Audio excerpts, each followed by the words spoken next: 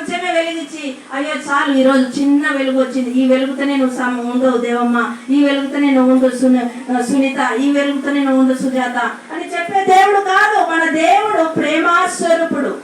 అక్కడ సువార్త చెప్పిన తర్వాత ఆలోపరవలస్తే ఏది కావాలో తీసుకొని ఒక 10 రంగులు తీసుకొచ్చారు.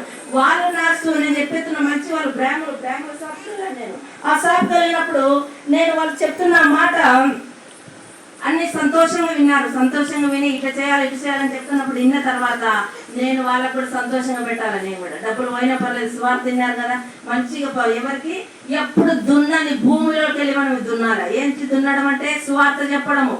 అన్ని జనులైనా బ్రాహ్మణులైనా వాళ్ళు ఎవరైనా సరే నువ్వు ఎగదల్లాలా ఇట్లా, నువ్వు బయటకు వెళ్ళినా పొలంలోకి వెళ్ళినా బస్సులో కూర్చున్నా ఎక్కడ కూర్చున్నా ఏమైంది అమ్మ పరిచయం చేసుకోవాలి, వాళ్ళతో మాట్లాడాలి మనం. స్త్రీలు చక్కగా మాట్లాడతారు, స్త్రీలు ఏం చెప్పినా కూడా